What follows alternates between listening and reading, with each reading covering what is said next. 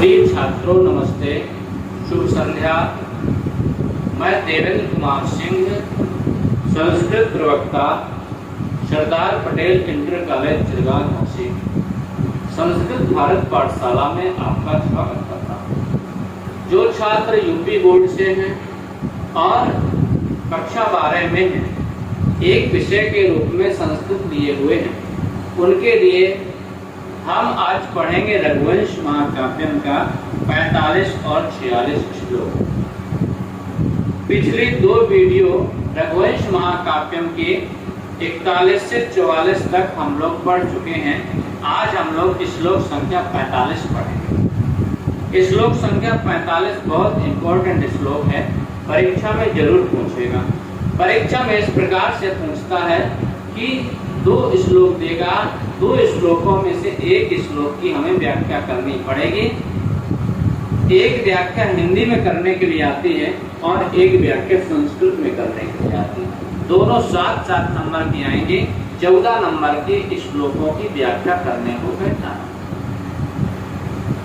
तो संदर्भ हम लिखेंगे, यह श्लोक महाकवि कालिदास द्वारा रचित रघुवंश महाकाव्यम के द्वितीय सर्ग से दिया गया है। यह हम संदर्भ है। और प्रसंग में लिखेंगे जो वहां पर वर्णन है और व्याख्या जो श्लोक का अर्थ होता है उसे लिखते हैं। संस्कृत में संदर्भ लिखेंगे जैसे हिंदी में लिखते हैं यह श्लोक, संस्कृत में लिखेंगे श्लोको अयम। अयम माने यह, श्लोक माने श्लोक। श्लोको अयम, यह श्लोक रघुवंश का यह श्लोक महाकवि कालिदास द्वारा रचित। तो संस्कृत में लिख देंगे महाकवि कालिदासेन विरचितेन, महाकवि कालिदास के द्वारा रचित। यह लिख देंगे महाकवि कालिदासेन विरचितेन। फिर रघुवंश महाकाव्यम के द्वितीय सर्ग से दिया गया है, तो इसका संस्कृत में अनुवाद कर देंगे महाकवि कालिदासेन विरचितेन रघुवंश महाकाव्यस्य द्वितीय सर्गात् धृतः अस्ति।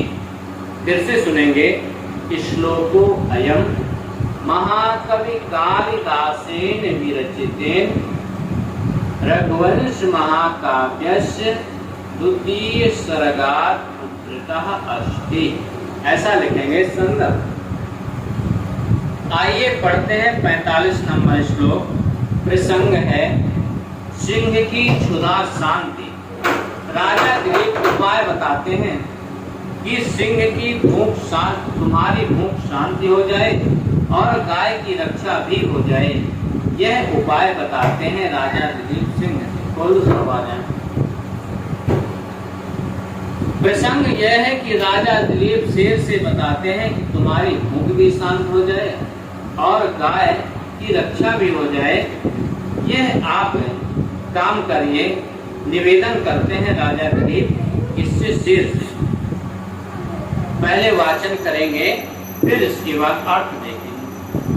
सतम मदीन शरीर वृत्तिम देहे निवर्तयितुं प्रसीद दिनावसानो सुखे बालवत्स विसृजितां धेनुरियं।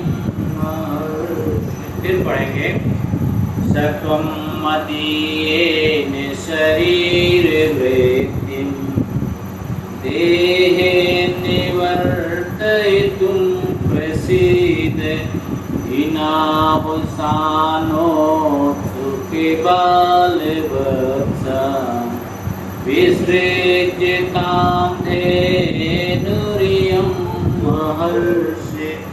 सह, राजा दिलीप शेर से कहते हैं सह, वह त्वम माने तुम, वह तुम, वह कौन हो?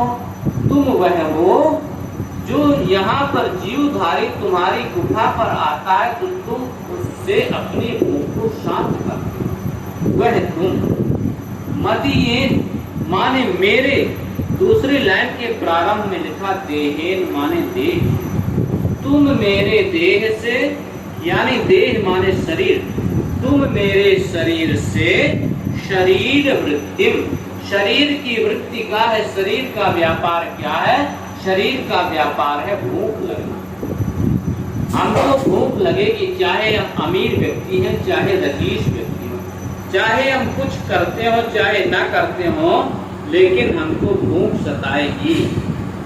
इसलिए राजा दिलीप कहते हैं जो आपकी शरीर वृत्ति है, जो शरीर का व्यापार है, अर्थात आप मेरे शरीर से अपनी भूख को शांत करिए। राजा दिलीप कह रहे हैं साहब वही कौन? जो यहाँ पर जीवधारी आते हैं उसको मार करके तुम खा जाते हो, वह तुम मेरे शरीर से अपनी भूख को निवर्त तुम, माने शांत करो, मिटाओ।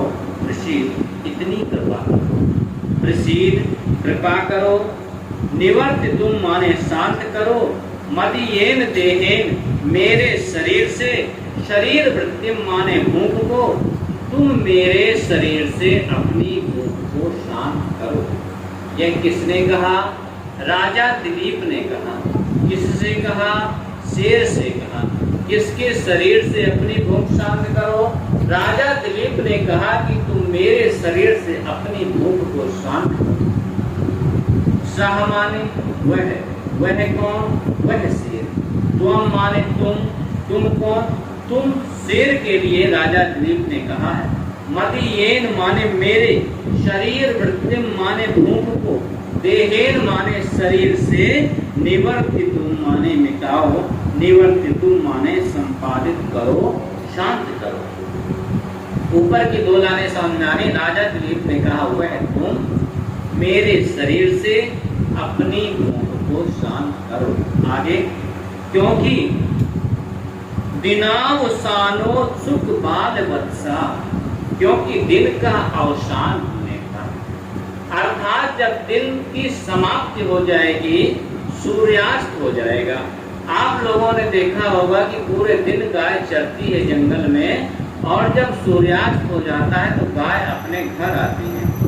और यह भी आपने ध्यान दिया होगा, जब सूर्यास्त होने पर गाय घर नहीं आती है, थोड़ी लेट हो जाती है, विलम्ब हो जाती है, तो उसका बछड़ा गाय के लिए तड़प जाता है, बना नहीं रहता, चिल्लाता है। तो राजा दिलीप कहते हैं जब आप इस गाय को खा लेंगे, गाय घर में नहीं पहुंचेगी, तो इसका बछड़ा बना हुआ है दिनावसानो, यानी जब दिन का अवसान हो जाएगा, सूर्यास्त हो जाएगा, तो उत्सुक बात बच्चा, तो इसका जो बछड़ा होगा, छोटा बछड़ा होगा, वह अपनी माँ से मिलने के लिए उत्सुक होगा, गाय से मिलने के लिए उत्सुक होगा। जब गाय नहीं पहुंचेगी तो वह व्याकुल हो जाएगा, वह मर भी सकता है। उसकी तो तरस करो।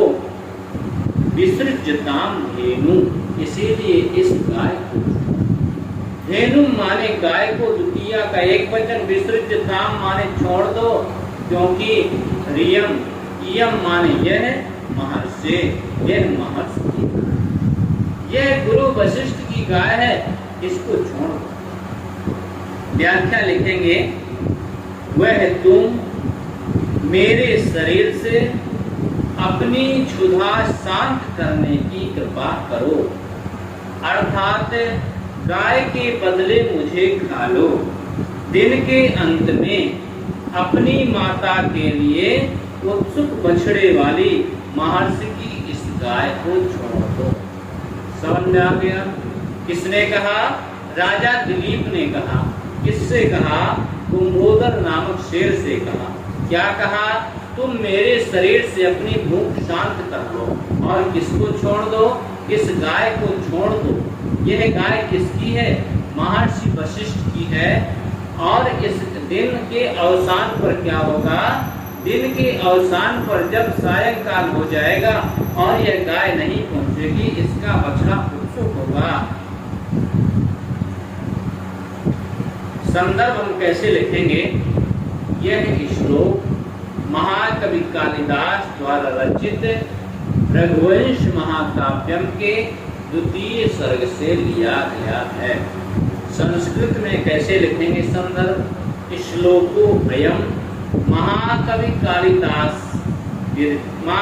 कालिदासेन विरचितेन या महाकवि कालिदास विरचितेन रघुवंश महाकाव्यस्य द्वितीय सर्गात् उद्धृतो अस्ति। इस प्रकार संस्कृत में संदर्भ लिखेंगे, प्रसंग लिखेंगे। इस श्लोक में राजा दिलीप ने सिंह से कहा, तुम मेरे शरीर से अपनी भूख शांत करो। और व्याख्या लिखेंगे कि सह तुम, वही तुम, मदीयेन देहेन माने मेरे शरीर से, निवर्ति तुम शरीर वृत्तिम प्रसीद, वह तुम मेरे शरीर से अपनी भूख शांत करो। इस गाय को छोड़ दो, क्योंकि दिन समाप्त होने पर इस गाय का बछड़ा उत्सुक होगा और यह महर्षि वशिष्ठ की गाय है, इसलिए इस गाय को वह तुम मेरे शरीर से, बंद हो गया, वह तुम मेरे शरीर से अपनी क्षुधा शांत करने के लिए कृपा करो। क्योंकि व्याख्या लिखेंगे, वह तुम मेरे शरीर से अपनी भूख शांत करने की कृपा करो, अर्थात गाय के बदले मुझे खा लो। दिन के अंत में उत्सुक बछड़े वाली महर्षि की इस गाय को छोड़। इस प्रकार से व्याख्या लगे। शब्दार्थ देख लेते हैं। शाह त्वम माने वह तुम पास में आए हुए जानवरों को खाकर निर्वाह करने वाले। मदीयेन देहेन मेरे शरीर से, शरीर वृत्तिम जीवन निर्वाह है, निवर्ति तुम माने संपादित करने के लिए, प्रसीद कृपा करो। दिनावसानोत्सुक बाल वत्सा दिन के अंत में जिसका छोटा बछड़ा उत्सुक होगा कि मेरी माँ आ रही है, विसृज्यताम छोड़ दो। राजा के कहने का यह अर्थ है कि मुझे तो गाय के बदले खा लो, गाय को छोड़ दो, क्योंकि उसका बछड़ा दिन भर के बाद अपनी माता को देखने के लिए उत्सुक। तो इस प्रकार से इस श्लोक को बार बार पढ़ेंगे, रिवाइज करेंगे, जिससे आपको बन जाएगा। आइए अब देखते हैं श्लोक नंबर 46। अतांतिकारं गिरिगैः राणां दंष्ट्रामयूखैः सकलानि कुर्वन् भूयः स भूतेश्वर पार्श्ववर्ती किंचित् पतिं बभाषे। फिर पढ़ेंगे। अथांधिकारं गिरिगैः राणां दंष्ट्रामयूखैः सकलानि कुर्वन् भूयः स भूतेश्वर पार्श्ववर्ती किंचित् पतिं बभाषे। सिंह राजा को उत्तर देने के लिए प्रस्तुत होता है। इसके पहले राजा दिलीप शेर से कह रहा था, काफी बातें कही कि मेरे भी भगवान शंकर पूजनीय हैं, या मेरी वृत्ति तुम्हारी वजह से नहीं रुक गई है, भगवान शंकर के प्रभाव से मेरा विफल हो गया। अभी इसके पहले उन्होंने कहा कि तुम मेरे शरीर से अपनी भूख शांत कर लो, इस गाय को छोड़ दो, आदि आदि बातें राजा दिलीप ने शेर से कही। अब सिंह राजा दिलीप को उत्तर देने के लिए प्रस्तुत होता है। उत्तर देने के लिए राजा दिलीप से शेर बोला। वह कह रहा है, सिंह कह रहा है राजा दिलीप से, अथ इसके बाद अर्थात राजा दिलीप के बोलने के बाद भूतेश्वर पार्श्ववर्ती। भूतेश्वर पार्श्ववर्ती, भूतेश्वर नाम है भगवान शंकर का। भगवान शंकर को भूत भावन कहा जाता है, भूतेश्वर नाथ कहा जाता है, क्योंकि ये भूतों के नाथ हैं।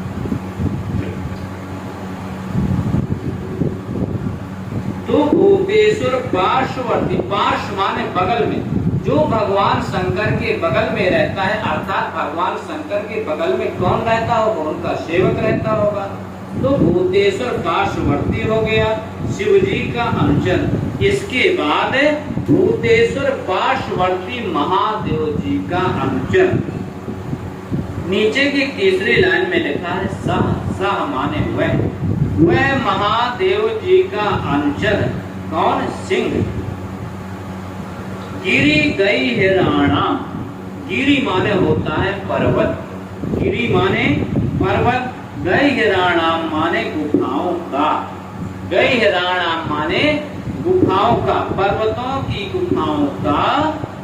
अंधकारम, अंधकारम गुफाओं का अंधकार। दष्टा मयूखई, विहाराम, दष्टा मयूखों माने दांतों की किरणों से। यानी इस प्रकार से समझना है कि जिस गुफा में गाय प्रवेश की, उस गुफा में अंधकार था, घना अंधकार था।